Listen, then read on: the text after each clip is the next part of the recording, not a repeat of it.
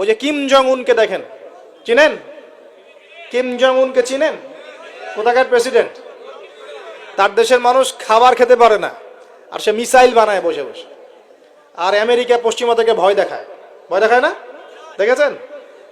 ওর ওই উত্তর কোরিয়া হামলা চালাতে হলে 100 বার চিন্তা করতে হবে পশ্চিমাদেরকে। হ্যাঁ, কারণ সে 8-10টা মুসলিম কান্ট্রির মতো না যাদের কাছে এরকম কোনো অস্ত্র নাই। কথা বুঝতে পারছেন? ওকে অত সহজে কিন্তু কেউ আক্রমণ করবে না। তারপরে ও আবার চায়নার সাথে ওর বন্ধুত্ব আছে, রাশিয়ার সাথে ওর বন্ধুত্ব আছে, ঠিক আছে? এর একটা অ্যালায়েন্স, এটাকে জিও পলিটিক্যাল ভাষায় ওদের অ্যালায়েন্স বলে। তো ওরা শক্তিশালী হলো কিভাবে?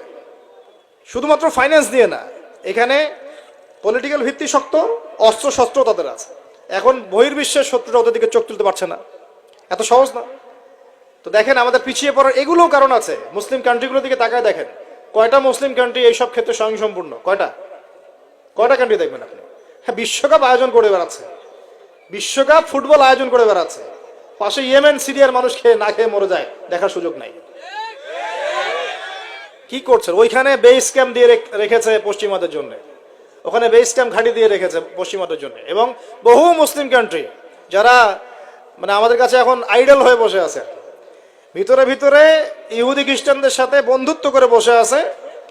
তারা উঠতে বললে ওঠে, তারা বসতে বললে বসে, ওদের ইশারায় কাজ করে কি না?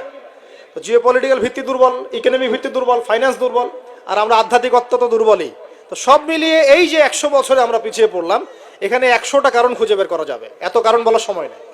এখন প্রসঙ্গে আসেন, এভাবেই কি চলতে থাকবে না উত্তরণের কোনো পথ আছে? আমরা কি চাই যে আমরা সে আবার ওই ইসলামের সোনালী যুগে ফিরতে পারি?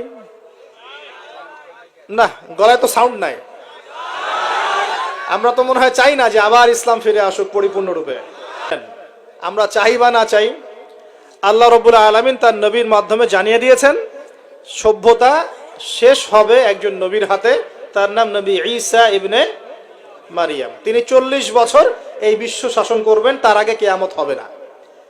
এই যে আলামাতুস সাআ নিয়ে অনেক কথা আমি বলেছি, এটাও শুনে রাখেন, কিয়ামত হবে না ইনশাআল্লাহ ততদিন পর্যন্ত যতদিন পর্যন্ত নবী ঈসা ইবনে মারিয়াম আবার না আসছেন এবং 40 বছর বিশ্ব শাসন না করছেন।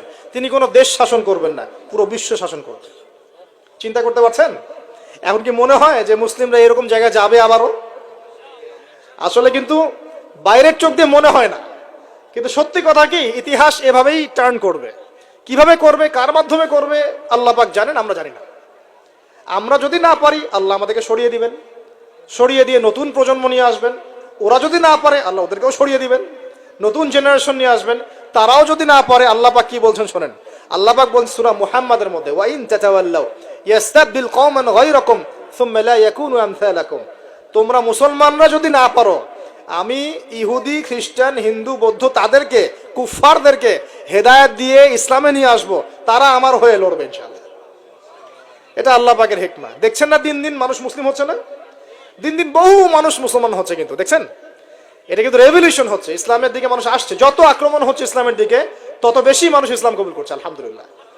আর আমরা পিছিয়ে পড়ছি। এই যে আমরা যে গরু খাওয়া মুসলিম হয়েছি, আমরা যে জুমার দিন নামাজ পড়া মুসলিম হয়েছি, আমরা মুসলিম পরিবারে জন্মগ্রহণ করে আব্দুর রহমান আব্দুর রহিম নাম নিয়ে বসে আছি, কিন্তু আসলে রহমানের বান্দার বৈশিষ্ট্য কি আমি জানি না। আল্লাহ পাক আমাদেরকে হেফাজত করুন, আমিন।